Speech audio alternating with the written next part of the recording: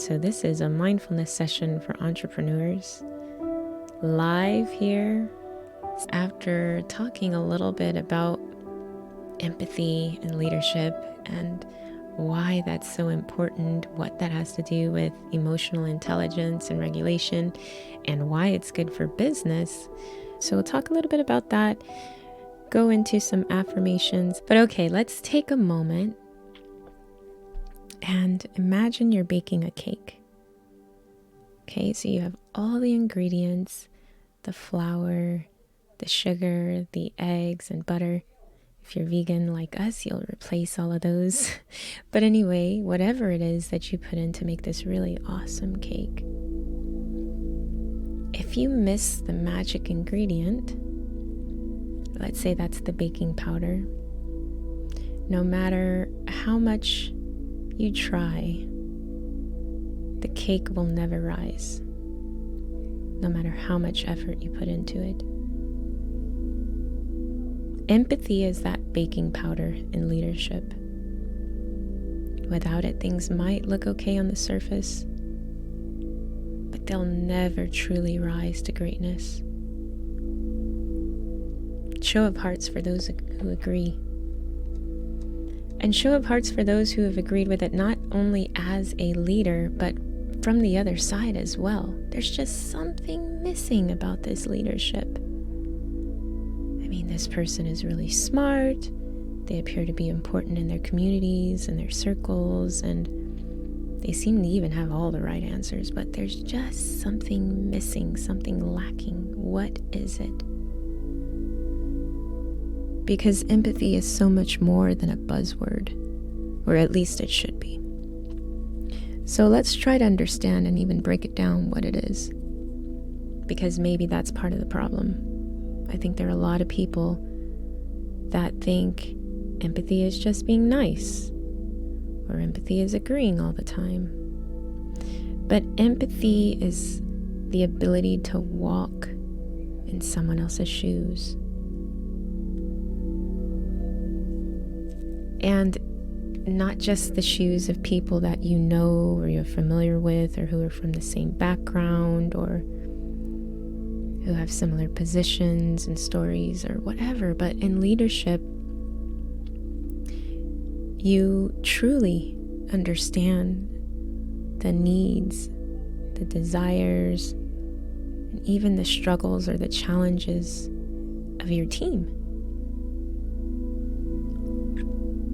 Again, it doesn't mean that you necessarily agree, but you understand. And so sometimes understanding means you have to communicate to get to that point where you understand them. Because especially if I am coming from a completely different place and space in life, could be age, could be anything, I need to talk with you or people who share your similarities to understand. So, if you know Gary Vee, first of all, if that resonates with you, could I also have a thumbs up or a heart or a reaction of some sort? You know that empathy is that ability to walk in someone else's shoes. Yeah, so you have a pretty good understanding. That's good. And in today's world of technology and remote work, it gets kind of hard because we're so physically distanced, but we're supposed to be digitally connected. And that's not always the case. It's not always the case. In some cases, in fact, leaders lose their ability to empathize because they are not in physical contact. They're not in the same room or the same building, or maybe they're not on the same time zone and they completely forget about some of the requests that they have or things that they ask. But even when human touch is absent, you can still have an understanding for what's going on the other side of the screen. And maybe it's not your team, maybe it's your client, or maybe it's someone else that is important to you, or I don't know what it is about it, but when you have empathy, you're able to bridge that gap and create genuine human connection.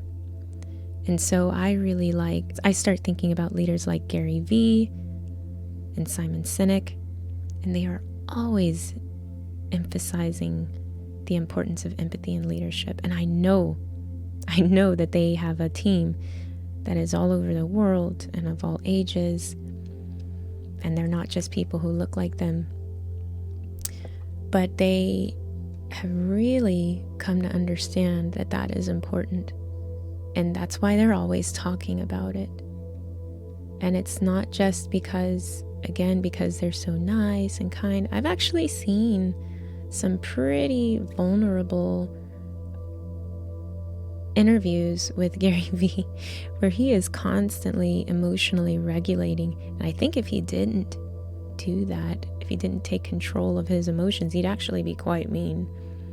But he knows himself, and he puts himself in the shoes of others often enough to know, I need to take on the viewpoint and perspective of this team member and recognize the emotion of the other person when making decisions.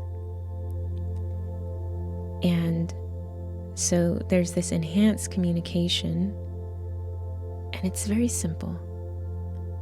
Leaders who are empathetic are better listeners. And that's why they're always talking about listening, because they pay attention not just to what's being said, but also to those emotions and motivations underlying those words. And so that's why you'll always hear Gary Vee talk about, what does your team want? What do they care about? You need to figure out what they care about most. What do they want? And then you can use some of that when you are thinking about their feelings and perspectives. You can come from knowing this is what they ultimately want. And so I'm not saying to give everybody what they want all at one time. You might just go broke trying to do that, provide a yacht for everyone. But it's about understanding this person really wants to spend more time with their family. How can we foster a positive work environment where they can be productive, where they can, hit their marks and all of that, but give them time so that they can spend it with their family too. Maybe it's as simple as a schedule change, or maybe it's putting them on,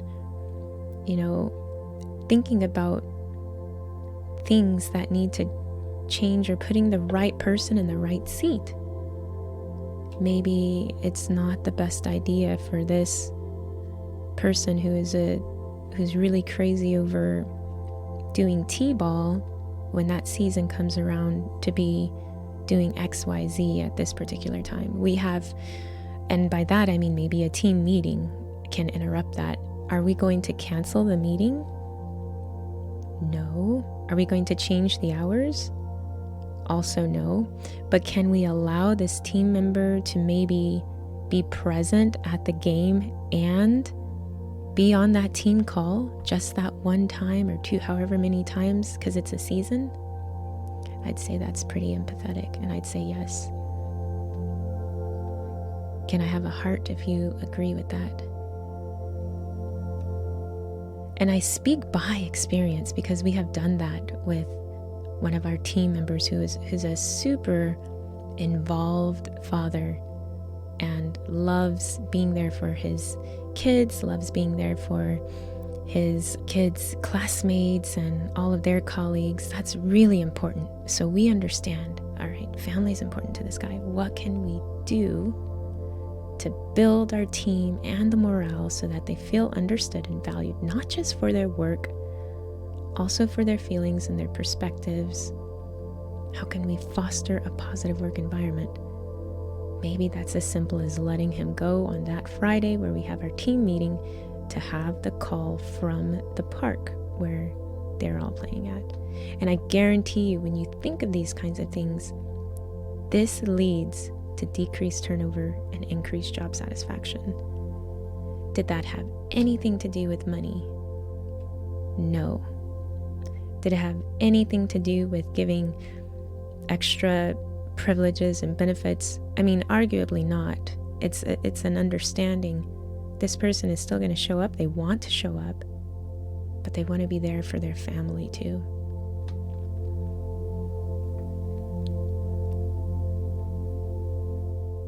Thank you for the reaction. I see some people that actually, wouldn't we love to have more leaders that are empathetic? And that can be us too. So when it comes to a few other things I'm thinking about that makes empathy important in leadership. I mean, I sort of just mentioned it without mentioning it, but there is a business case for empathy. And again, Gary Vee and Simon Sinek, they're not just being nice. They're not just creating genuine connections for the sake of doing it. They're smart business people. And they understand when teams feel understood and valued, they're more motivated, they're even more creative, they're more committed. And this leads to higher productivity and innovation. So, one, the power of human connection through understanding, walking in their shoes. 2, empathy is business. It increases efficiency and innovation. It's very simple. Happy employees lead to successful businesses. Happy employees lead to successful businesses. Do you agree with that? Now, I would argue you still have to be a smart business person. I do not believe at all Gary Vee or Simon Sinek are going to keep people around even if they are not efficient and they're not innovative and they're not doing their job. So I'm not saying to make a trade and make everyone happy, but I'm saying in the same way, we want leaders to, or whoever it is that you deal with, like I said, clients, could be stakeholders, whoever it is, you just want them to be empathetic. And in the same way you want people to understand you, make you feel seen and heard and valued and understood, everyone that you lead wants the same. And when you do that, or really when you don't do that, you'll have higher turnover, less happy people. And the business, even if it's successful, I think it just depends on how you're defining success, because I don't want people to work for me that don't want to work for me. If we part ways, good luck to you. I wish you all the best. If you don't want to be here, I'm not going to keep you here. And I'm sure Shankar will add to that. But the last thing to say about empathy and leadership is it should be about building a legacy, culture, and longevity.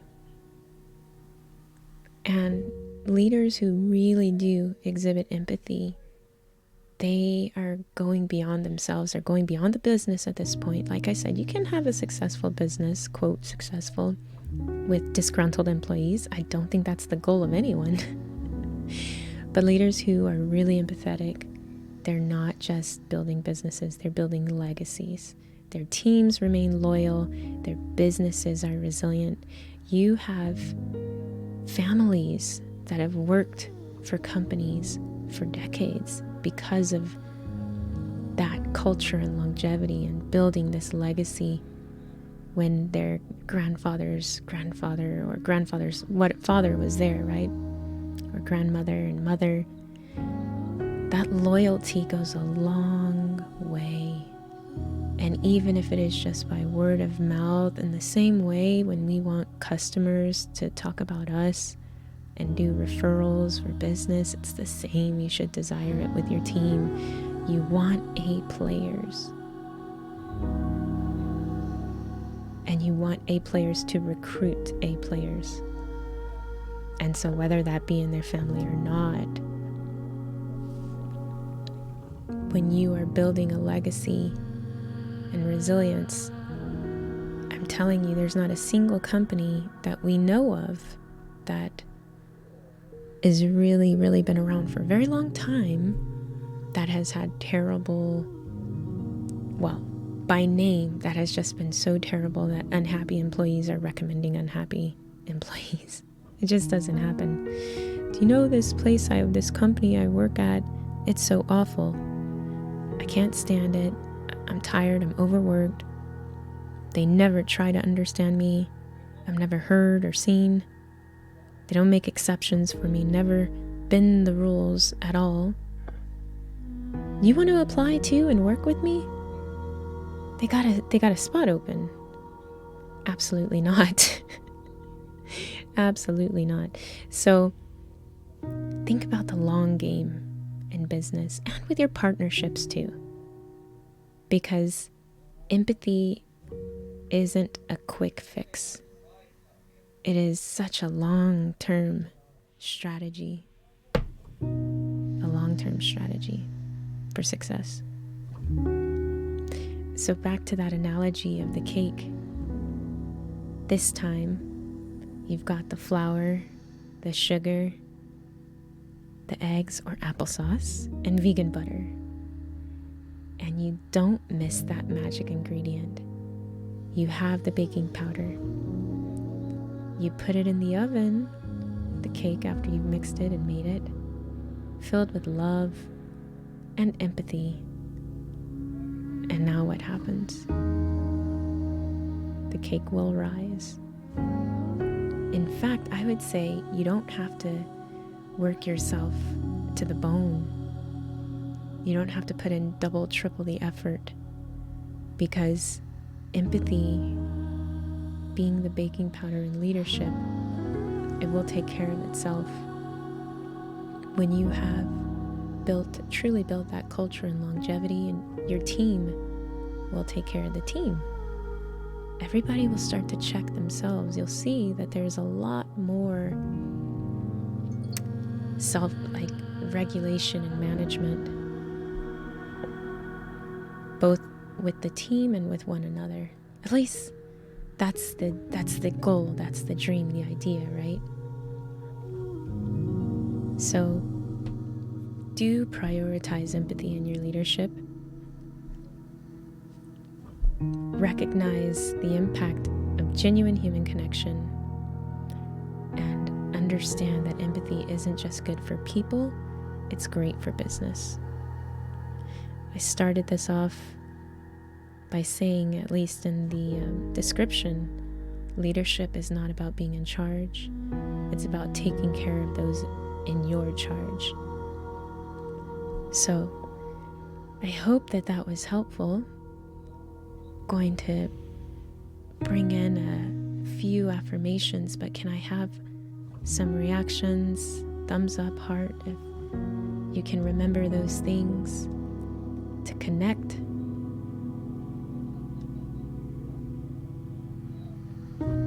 That empathy is business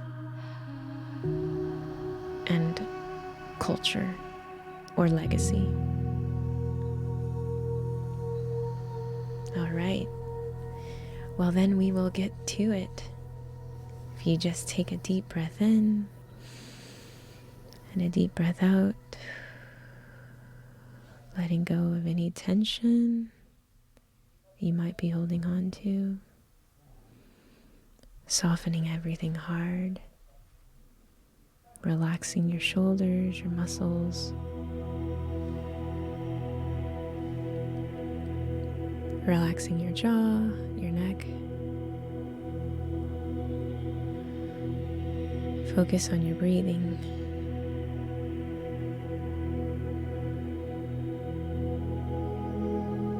And repeat after me.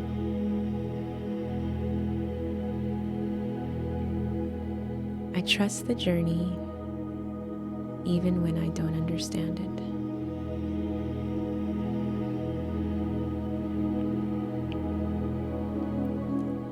seek to understand the journey of others.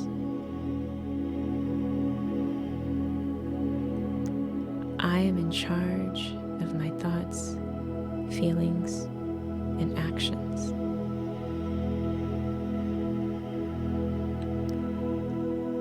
I seek to understand what drives my team. Every challenge I face is an opportunity for growth.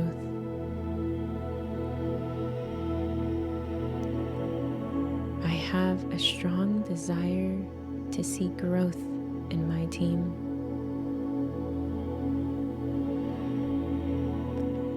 I am resilient, strong, and brave.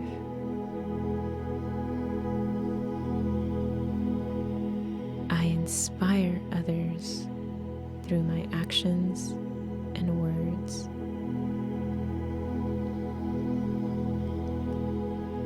I trust my intuition and follow its guidance.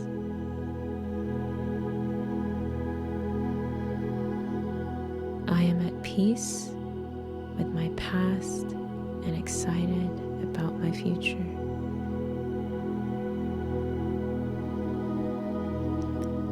I seek opportunities for legacy in my business. Success and abundance flow toward me effortlessly.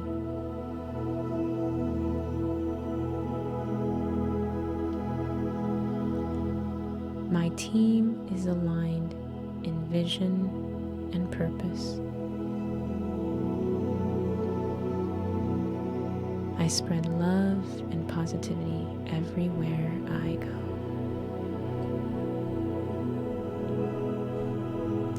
Well, I hope that these affirmations have been helpful. I'm going to open up to Shankar and Shanae if you want to say something, and Carol, I'll bring you on the stage. We do have, wow, actually I will not because LinkedIn won't let me. Oh gosh. Can you unmic? Can you guys hear? Yes. Can you hear me? Yes, I can. Awesome. Well, very interesting and important lessons this morning in the US, of course. We are in beautiful Amsterdam today, and for the next 3 weeks, we will be coming to you from Amsterdam. And that is to a certain degree possible because we also receive empathy back from our team. So that is definitely something I want to put a little bit of emphasis on, which is, yes, as leaders, we need to show empathy to the team, but it needs to be returned. We as leaders, we need to sometimes have a higher degree of flexibility. We need to sometimes be able to do things outside of scheduled hours, and we sometimes need our team to adjust a little bit to what we are doing, because we as leaders sometimes need circumstances that allow us to go a few extra miles that would typically not be required from our team members.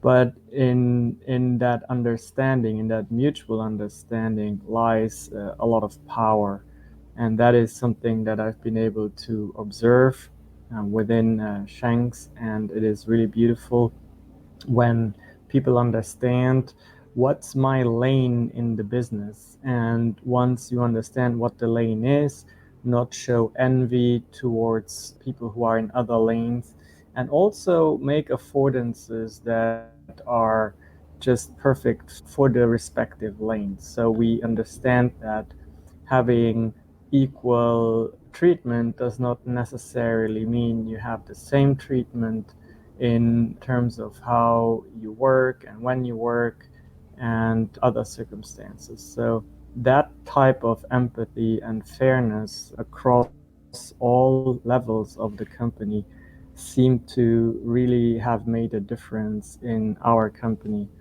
And it is only given, that empathy is only given when you operate on a level of transparency so that people understand that, well, maybe a father needs a different type of empathy than a young individual who likes to travel, than an individual who likes to take additional schoolwork.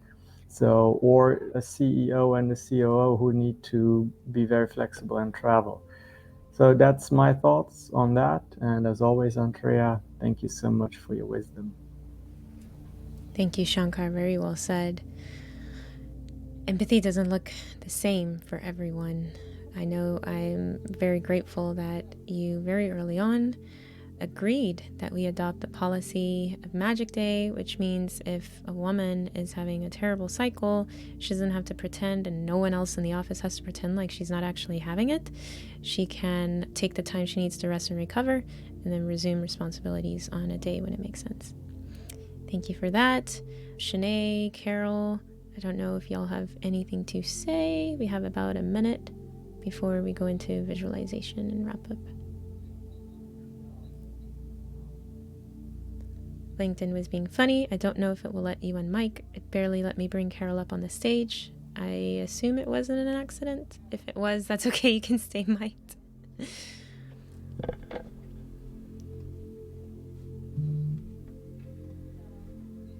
Okay, Carol, I'm going to put you back down to the listening. Just come back up if you try. Shanae, anything before I go into visualization?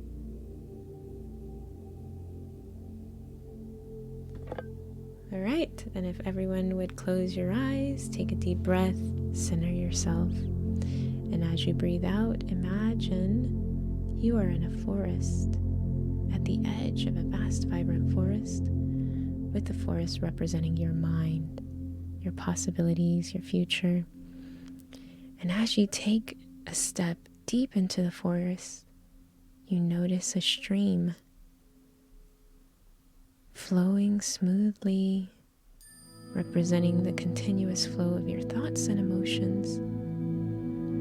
Just take a moment.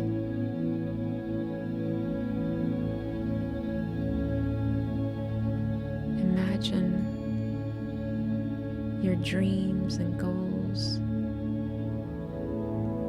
Picture them growing because of the water, the flow of the water with your thoughts and emotions, hitting the seeds that are your dreams and goals. As your dream is taking root and growing, it becomes a reality, springing up into a tree.